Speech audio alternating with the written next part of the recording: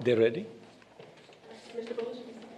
Please join me in welcoming Secretary Rubio, Foreign Minister Wagner, and Foreign Minister Nduhungirehe.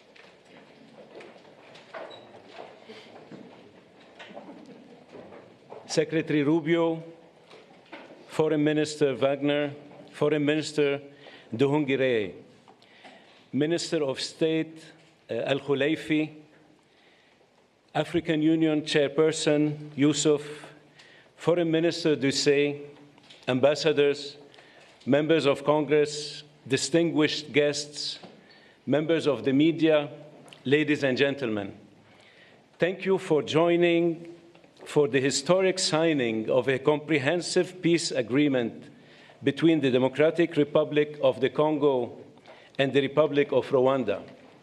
In a moment, Secretary Rubio and the foreign ministers of the DRC and Rwanda will sign an agreement that builds on the Declaration of Principles signed here on April 25th. With their signatures, the peace agreement will enter into force, bringing an end to a 30-year conflict and setting both countries and their people on a path towards peace and prosperity. This would not be possible without the leadership and vision of President Trump. He has made peace a priority of his administration, and we have taken up his call to find a peaceful resolution to this conflict. I would like to recognize the tireless work that both foreign ministers and their teams put into reaching this agreement. I would also like to recognize the partnership from the government of Qatar, who is driving towards a parallel agreement between the government of the DRC and the M23 armed group. In addition, I would like to acknowledge that the work done under the auspices of the African Union was critical for reaching this agreement. We look forward to coordinating with the AU chairperson and Togolese president, who is serving as the AU facilitator, to ensure implementation of the agreement. Finally, I would like to recognize the team here at the Department of State who facilitated the discussions and helped guide both sides towards this agreement. I will now turn to Secretary Rubio for opening remarks. Thank you, and I'm honored all of you are here today. I'm honored to be joined by my counterparts from the Democratic Republic of Congo and from Rwanda, and the hard work you both put in to make this happen. This was not easy. And there's still work to be done, obviously, in terms of implementation, but we're very honored you're both here, and it's been an honor to work with both of you. We have a lot of people to thank. Obviously, the great team here at the Department of State who did a great job, Mr. Bulos, who did a phenomenal job. He's been on the job now about 10 weeks, and he's jumped all over this and really worked it hard, and you did a great job, and we are grateful to you for all of your work. Obviously, this could not have happened without such close friends and partners in the African Union and in Qatar, who we're working a lot lately with Qatar. We're doing a lot of things with you guys, and you've been very instrumental in the African Union. Without you, this couldn't have happened. I mean, you may put everybody together. I do want to recognize what I say, former colleagues. It wasn't 6 months ago. I was still a senator, but they're here now, Senators Rounds and Risch. Senator Risch is the chairman of the Foreign Relations Committee and a very close friend of mine, and he's obviously watched this issue very closely. He's made it a priority. And Senator Rounds, who's been talking to me about this before I was even nominated to the position and even during the nomination process. And we have others who are not able to make it today that I also want to recognize, Senator Coons and Booker. There's been a lot of interest in this, and we're grateful to all of them. They were invited, but I guess, you know, they have stuff going on in the Senate, as you know. And, but we're grateful that both of you are here, and it's instrumental. This is, you know, an important moment after 30 years of war. President Trump is a president of peace. He really does want peace. He prioritizes it above all else. We saw his intervention in the conflict between India and Pakistan. We saw his intervention most recently as a few days ago in a very dangerous war, right? A very dangerous war that could have really spiraled out of control, and his intervention made that possible. And there are other places that we want to see this, but we're very excited about this, and we can't wait to have the heads of state, the presidents of the respective countries here in Washington in a few weeks to finalize the complete protocol and agreement. But today is an important step in that direction, and we're grateful to be able to host it here at the Department of State. And just thinking, we think sometimes about peace. It's not just about ending wars. It's not just about saving lives. It's about allowing people to live. It's about allowing people to now have dreams and hopes for a better life, for prosperity, for economic opportunity, for a family reunification, for all the things that make life worth living. Those things become impossible when there's war and when there's conflict. So we're grateful to have played the role we've played. We acknowledge and recognize there's still more work to be done. But we thank you all very much for being a part of this historic and important day. This is really why I wanted this job, or why I embraced this job so much, is moments like this. This is, in essence, the Department of State is really the Department of Peace. It's designed to bring people together, both in our relations with other countries, but to the extent we can use the stature and the influence of the United States to bring others together. It makes the world a better place. And I honestly believe that when there's peace in the world among friends who may have disagreements and conflict, it does help America. It does help make America stronger and safer and more prosperous. It gives us partners we can do business with. And partners that we can work with to address insecurity and threats to our national security and to our collective national security. So we are grateful to both of you. I know how hard this was and how much work went into it, and we know there's more work to be done. But we are grateful to have you here today. We're honored to be a part of this. We're excited to be a part of it. And again, I do want to thank everyone here in our Africa Bureau and at the Department of State. And once again, our superstar there, Mr. Boulos. What do you want to do next after you're done with this? Sudan. Yeah, very important. Actually, very, very important. And you're very involved in that as well. So what are you guys doing this week in Qatar? You guys want to work a little? We are grateful to all of you. Thank you. Thank you. Thank you, Mr. Secretary. I now turn to the Foreign Minister of Rwanda for remarks. Thank you. Secretary of State Marco Rubio, Minister Thérèse Kayikwamba Wagner, the Chairperson of the African Union Commission, Mahmoud Yusuf, Minister of State Mohamed Ali Koulaifi of Qatar, my colleague, Minister of Foreign Affairs of Togo, Robert Dussé, senators, dear colleagues, good afternoon. Let me begin by expressing our sincere appreciation to President Donald Trump for his personal engagement in facilitating this historic agreement. We also extend our gratitude to the Secretary of State, Marco Rubio, Special Advisor Masad Boulos, and the entire State Department team.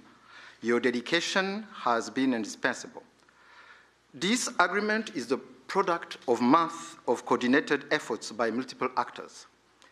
It is very important to note that the State of Qatar has played an absolutely central role. Indeed, the opening, which led to today's agreement, began in Doha. We will lend our full support in the weeks ahead to Qatar's mediation efforts, led by Minister of State Mohamed Al Koulaifi, to secure a peace agreement between the DRC government and the AFC M23. This process is already well underway. Today's agreement also builds on the African-led peace initiatives, which are ably led by the African Union facilitator, President Faure Gnassingbé of Togo. The heart of this peace agreement is the decision to establish a standing joint security coordination mechanism between DRC and Rwanda. The first order of business is to begin implementing of the concept of operations for the neutralization of the FDLR, to be accompanied by a lifting of Rwanda's defensive measures. This is grounded in the commitment made here for an irreversible and verifiable end to state support for FDLR and associated militias. That is the bedrock of peace and security in our region. FDLR is no ordinary militia. It is the remnant of the forces which committed the genocide against the Tutsi in 1994, in which 1 million people were killed. With this agreement, we also committed to facilitate the return of refugees in our respective territories with the support of the UNHCR. Creating the conditions for the safe and dignified return of refugees is vital to achieve lasting peace. We also took to enhance economic cooperation, including with American companies and investors. Shared growth and cross-border cooperation will unlock tangible dividends for both our countries. We must acknowledge that there is a great deal of uncertainty in our region and beyond, because many previous agreements have not been implemented, and there is no doubt that the road ahead will not be easy. But with the continued support of the United States and other partners, we believe that a turning point has been reached. Rwanda stands ready to work with the DRC to deliver on our joint commitments. To conclude, allow me to once again express Rwanda's appreciation to all who have contributed to this milestone. Thank you.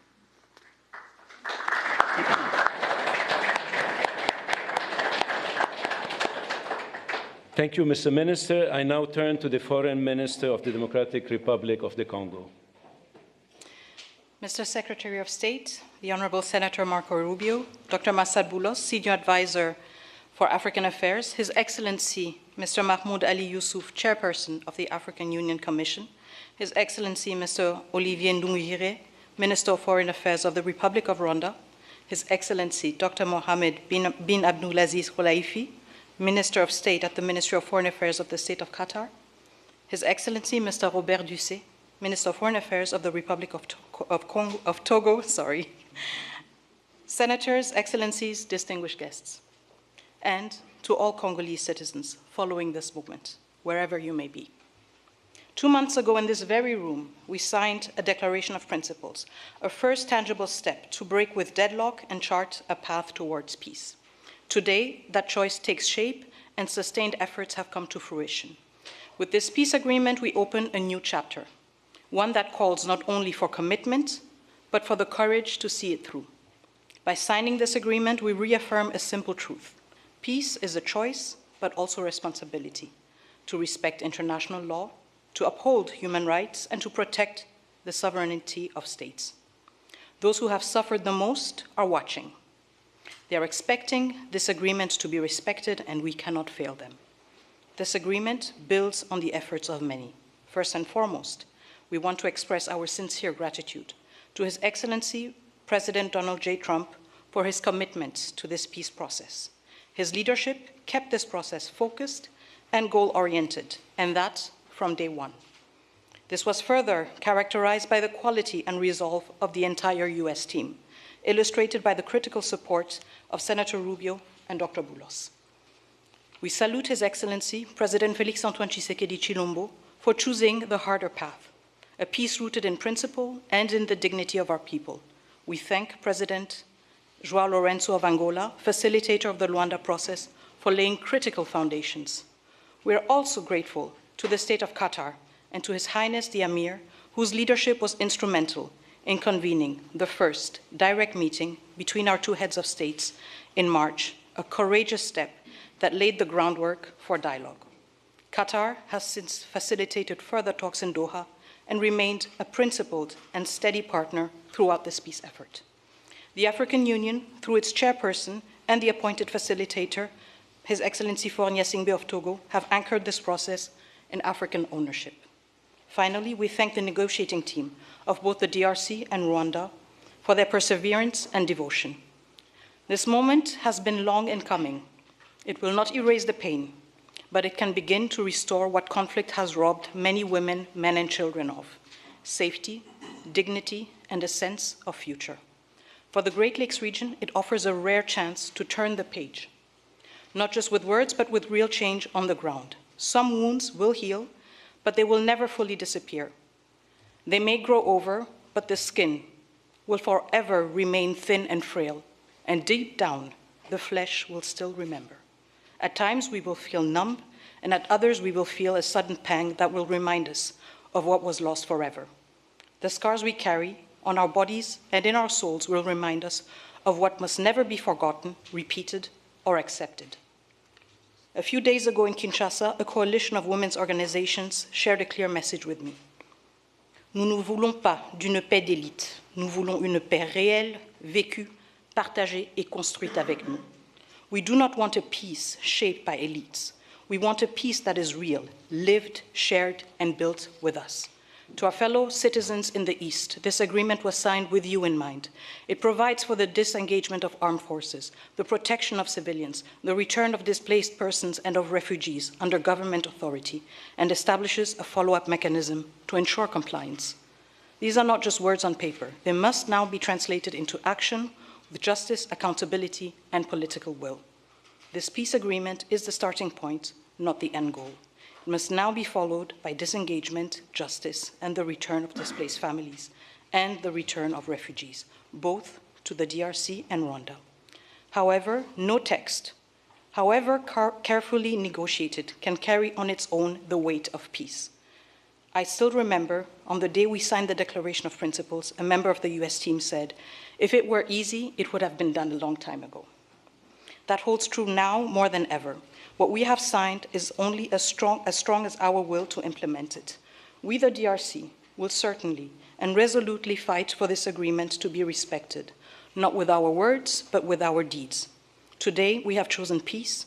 What matters now is that we protect it and prove to our people and to the world that even in a region marked by deep scars, dignity and cooperation can prevail. So now, our work truly begins. Thank you.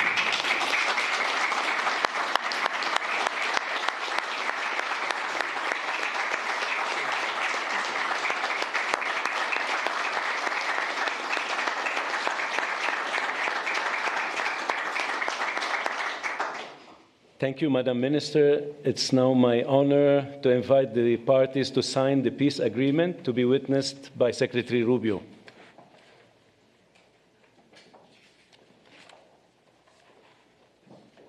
The agreement being signed includes provisions on the respect for territorial integrity and the prohibition of hostilities, the disengagement, disarmament, and conditional integration of non-state armed groups, the establishment of a joint security coordination mechanism, the facilitation of the return of refugees and internally displaced persons, as well as humanitarian access, the reaffirmation of MONUSCO's mandate, and the establishment of a regional economic integration framework. The agreement also includes an annex on the functioning of the Joint Security Coordination Mechanism and the full text of the concept of operations of the Harmonized Plan for the Neutralization of the FDLR and disengagement of forces / lifting of defensive measures by Rwanda, which was agreed to under the auspices of the Luanda process on October 31st, 2024, and adopted by the foreign ministers on November 25, 2024. With the parties' signatures today, the agreement immediately enters into force. Thank you very much. Congratulations.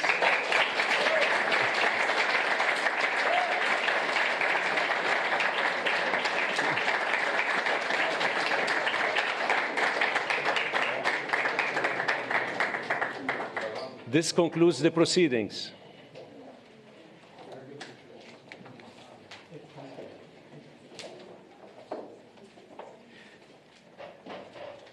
Kindly stay seated while the parties depart. Can we get a quick picture with the two senators? Yes, please.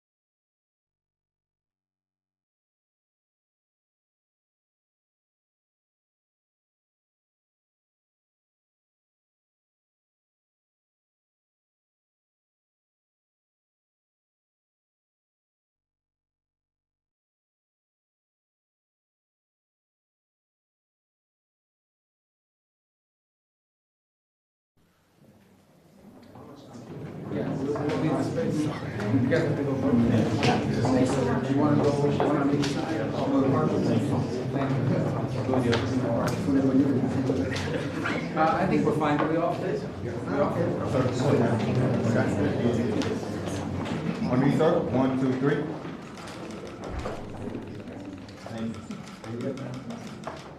Thank you.